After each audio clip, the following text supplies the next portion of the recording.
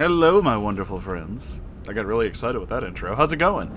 It's time once more for an installment. Oh, yes, a part 5 from our wonderful friend, a random teacher, who messaged me the other day, and I just want to say, actually, you know what? Before we even get into this, I want to read that. I want to give you guys that.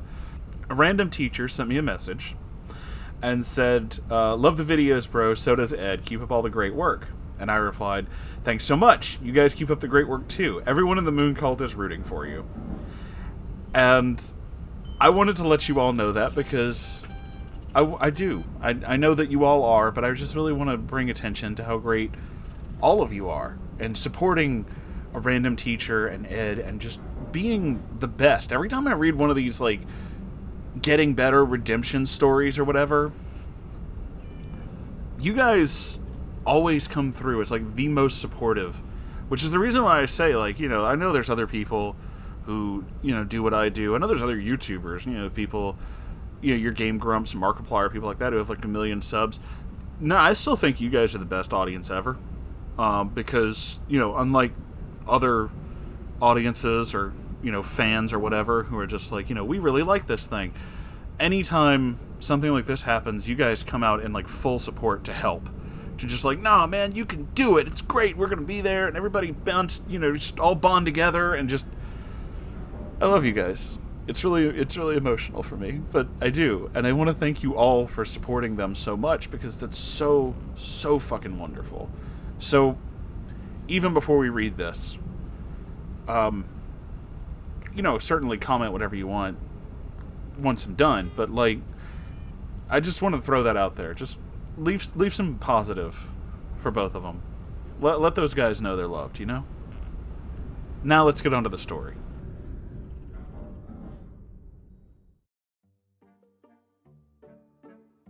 This is part 5. Return of the Karma. I'm scared of this name. What does this mean? So I know I said the next part of the story will be me getting them back into the dating world, but that part sounds extremely fake. Like I went through trying to recount some of these events that honestly seem like textbook Neckbeard memes, and they were so outlandish there's honestly no way anyone can believe it. Hell, even I don't believe it, and I was there. But if you want to hear it, just let me know and I'll post it regardless. But today, we dive into the downfall of Jabba and some sweet retribution. But first, since so much has changed since the first story, I feel like a new cast list is in order, so here we go. Myself, teacher, a math major who has renounced my life as a fuckboy, slightly overweight, but still super into lifting weights. As long as you are happy with who you are, that's the part that matters.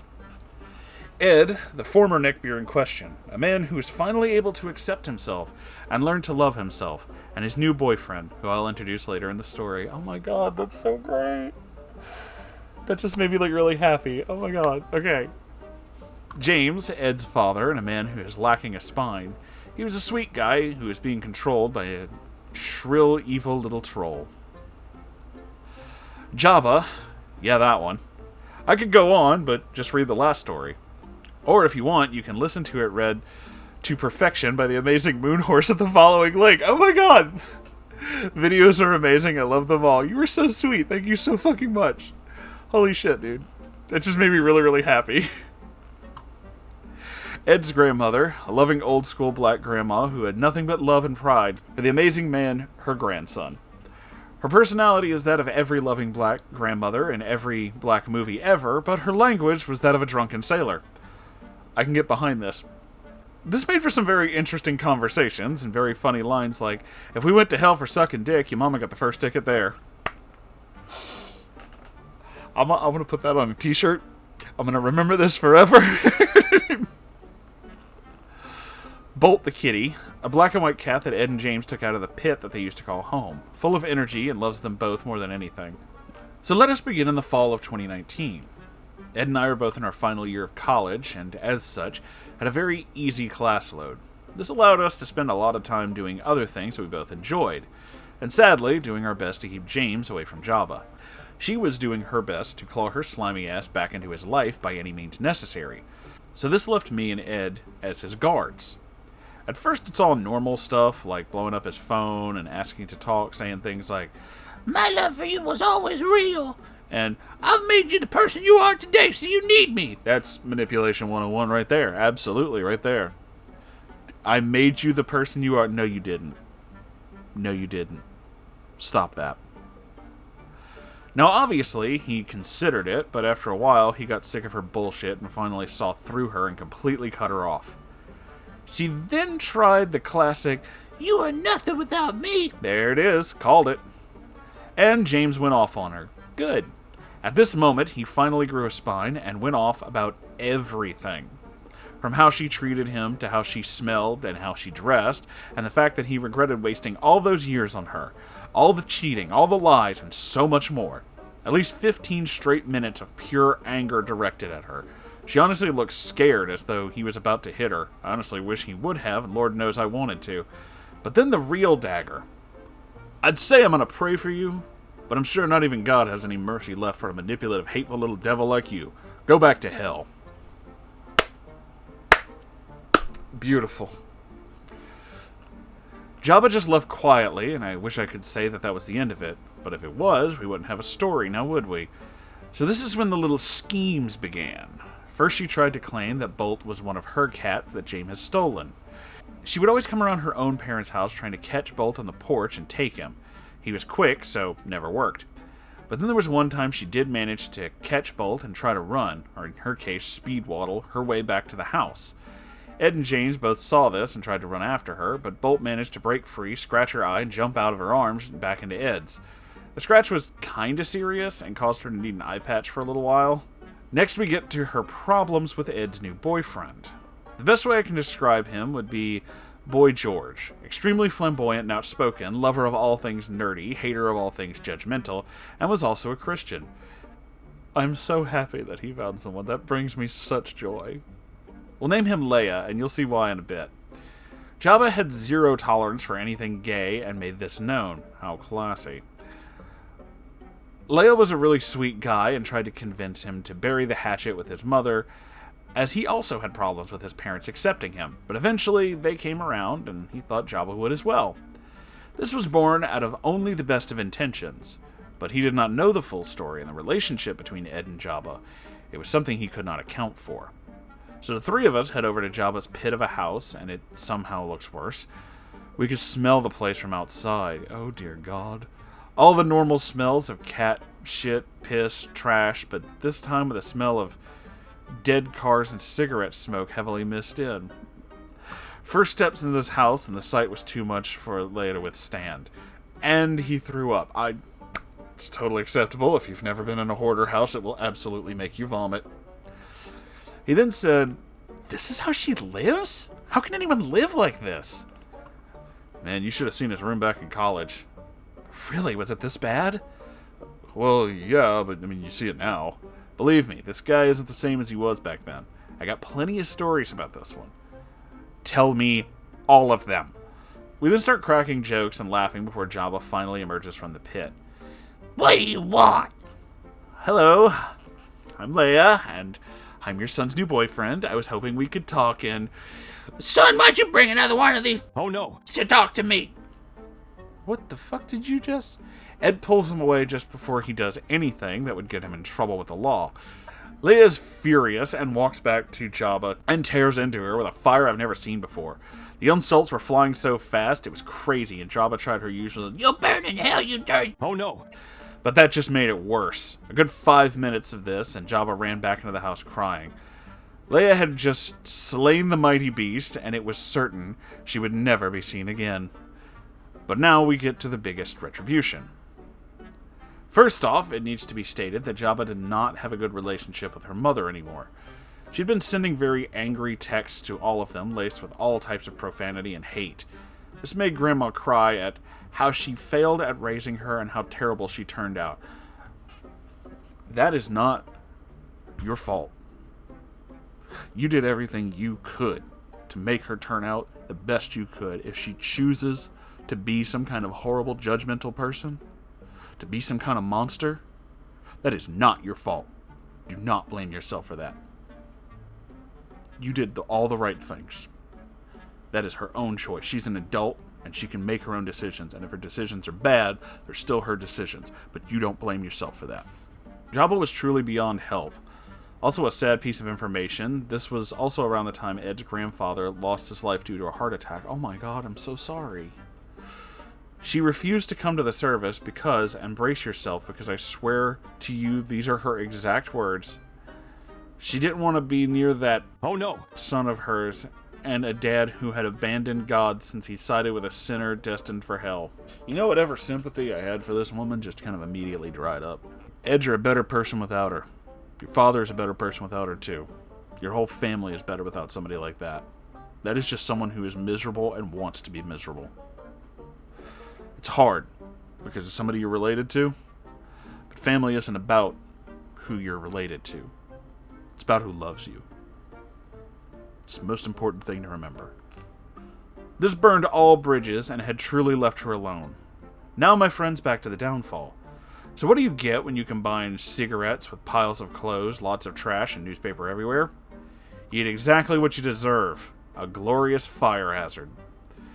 Jabba was smoking one night and didn't properly put out her cigarette before throwing it away. This caused the trash can to catch fire, which caused the piles of trash and clothing by the trash can to catch fire, which set the whole damn house on fire. She managed to get out before everything burned down without any injury to herself, but she had to watch as everything she owned burned to the ground before her very eyes. By the time the fire department got there, the house was already ready to collapse, and everything inside was destroyed. At first, she was excited because insurance will pay for everything, and she'll be in a better house than ever before. But when she called the company to claim it, it turns out she didn't have the policy anymore because James was paying the bill, and naturally, since he left her by her lonesome and the policy lapsed, about 6 weeks had passed, so she had nothing. No clothes, no food, no money, no cats, no friends, no family, no home. She had truly lost everything and came crawling back to her mother's house because she truly had nowhere else to go. But after the events of the funeral and everything else, the loving Christian woman had finally snapped. How dare you bring your nasty ass over here? You don't know how much your daddy cried at night because of you turning out this way. And now you have the nerve to show your face here after everything you put so many people through? How can you let your own daughter sleep in the streets? God wouldn't like you turning your back on someone. Grandma had started crying at this point and just told her to leave.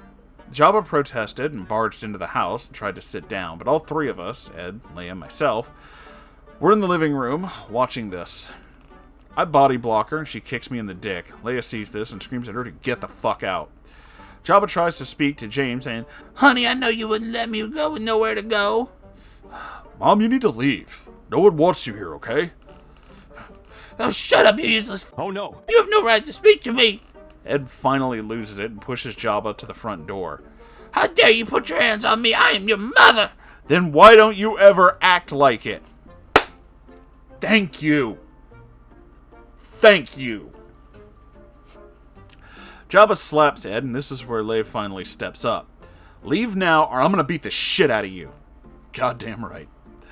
"You shut up." "Oh, no. You know you can't put your hands on me." Leia then loses it and begins to beat the shit out of her. This lasts for a short while, but boy, it was satisfying to watch. Blows being thrown, Jabba crying as, "Stop, you can't hit a woman." But Leia persisted with a glorious beating. It ended with him choking Jabba from behind in a headlock. You get the reference by now, then props. I actually don't, but I imagine wonderful things.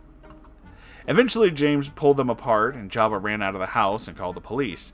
It took about 25 minutes for them to get there, but since technically Jabba was a trespasser, the use of force was justified for a removal from the property. So she had to leave or be arrested, and naturally she left, but with nowhere to go, she just began to wander. This shrill and hateful woman was now left with nothing, being beaten and bruised, and finally abandoned by everyone in her life. No friends, no home, no dignity. She had truly hit rock bottom, and even to this day, I don't feel bad for her. But this is where our story comes to an end. Where we are now. Myself, well, I'm currently in Concord, North Carolina, and I also teach math for CMS, the biggest school district in the state. Got one of the roughest schools in the city. It was not my first goal to become a teacher, but as I got tired of seeing black and brown boys underserved in these schools, I knew it was time to act. I'm currently in a relationship with a woman named Emma, and I love her to pieces. Also obsessed with the stock market. You're doing a fantastic thing helping these children, and I personally am really proud of you. Ed, he graduated from college around the same time I did, but decided to go right on for his master's. That amazing coding I spoke about turned into a full ride and teaching assistant position at Ohio State University. Currently plans on becoming a college professor after he finishes up the master's in spring, hopefully. That is amazing. He and Leah are currently engaged to be married, and I am hopefully going to be able to attend the wedding. Work obligations. That is so fucking wonderful. Congratulations, dude. Oh my god. I'm gonna cry. That's so great. Holy shit. James, he currently owns his own semi-truck and is on his way to scaling it into his own business. He still lives in his grandmother's old house with Bolt and his new girlfriend Mary, whom he met while playing Magic. He's also divorced from Java, which happened November of 2019, and has never looked back. I'm so glad he's moving on and doing wonderful things, dude. That is just the best. Jabba. She ended up getting arrested for prostitution. Yeah, you heard me right. Apparently she had been actually turning tricks for money about 3 years and finally got caught. Now, I believe prostitution should be legal, as do I. But can't we just sit back and enjoy someone horrible getting all they deserve? Last time I was in my hometown, she managed to get a job at the local Motel 6, and stays there as well. This is because her pastor took pity on her and put in the word for her to get this job. But it was after about 6 months of being homeless and almost going to jail. Also starting to lose her teeth. Oh boy. Grandma. Sadly, in 2021, she lost a battle to COVID-19. Oh no. Oh no. She was so proud of Ed and all that he accomplished and loved him to death. She was even there when he proposed to Leah. I know she still watches over all of us from heaven, where she is reunited with Grandpa. During her funeral, Jabba, of course, tried to show up and gain all the pity points she could, but no one was having it. In her will, she left a few of us some things. James was to get the house, and in her own words, she did not trust Jabba to take care of the house. Ed and Jabba were able to receive a 90-10 split, with Ed getting 90% of the sale price of her entire portfolio. This totaled to about $125K, which Ed used to purchase a house for him and Leah to start their lives together.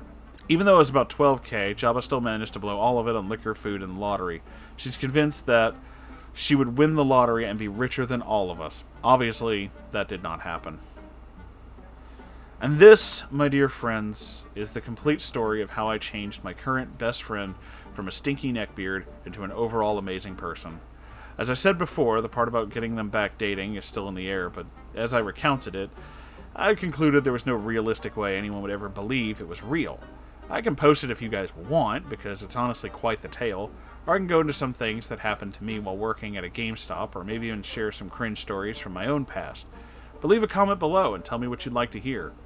Until next we meet, dear readers.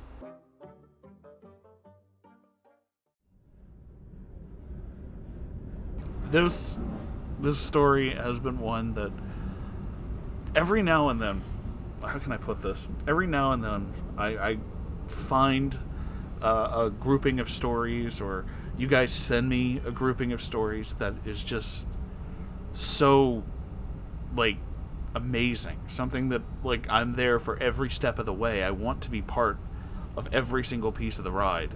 And I really, really hope that, you know, those stories have good endings. And this one has an amazing ending. This is super incredible. I know because they sent me, you know, I got messages from a random teacher, and he told me that both he and Ed listened to this, and for all of you, I just kind of want to go through this. I meant what I said, a random teacher. You're doing amazing work helping those kids, and I wish I had a teacher as cool as you when I was in school, man. That's fucking incredible, and I am really, really proud of you. I'm also super proud of Ed. This transformation, it's not an easy thing to do, you know, when you're in such a toxic environment, when you've been raised in such a toxic environment, you internalize this shit and you just basically become somebody horrible. But growing out of that, getting better and pulling yourself free, becoming, you know, the person you always wanted to be, is fucking fantastic. to hear that you're actually like a straight up professor, or just going for all these wonderful goals is super, super wonderful, man. That's just incredible. And I know we've only known James for a little bit of this story, but I'm so glad. Like, James and Ed are both proof that no matter what happens in your life, no matter what age you are, you can always pick things up. You can always change things. And you can always make yourself better. You can always follow that dream. It doesn't matter when you start chasing it. It matters that you actually start. And that's the part that means a lot. These two are proof of that. Just 100% right there. I don't... obviously I don't know either any of you guys that, like, personally or anything, but congratulations on the engagement. I hope your wedding is amazing, and I hope you have, I hope you guys have a wonderful, wonderful life together. That's just great. Everything about this is great. This is a fantastic ending to a fantastic story. So much crazy shit happened, but really good stuff came out of the end. And so, like every, great saga, I guess you could call it, because it kind of is, we eventually come to an end. And that's where we are now, kids. Like I said at the beginning of this, you can leave comments about whatever, but seriously, show these guys some love. Show them that they are appreciated, and they are 100% doing just amazing, and that, the entire Moon cult is proud of them, and we back you 100%, man. With all that being said, my friends, that is the end of the video. So thank you all for being here. Make sure you, do the YouTube thing, specifically the comment part in this one. I keep really dropping that hint subtly, I know. I have a merch store, which I'm going to try to put some new stuff in soon, and I have a Ko-Fi, which helps keep the lights on in here if you'd like to donate to it. If you can't, that's okay too. I'm just glad you're all here. If you'd like to send me your own stories, r/Moonhorse Stories, it's my subreddit. I'll definitely check it out. And you can come join us on our Discord. The links to all these things and more are down below this video, and every video, honestly. And I look forward to you guys checking those things out, maybe even seeing you around, I hang out on the Discord. Sometimes you'll see me. I post really stupid things. You'll know it's me. I love you all so very, very much, and I'll see you in the next story. Goodbye, everybody.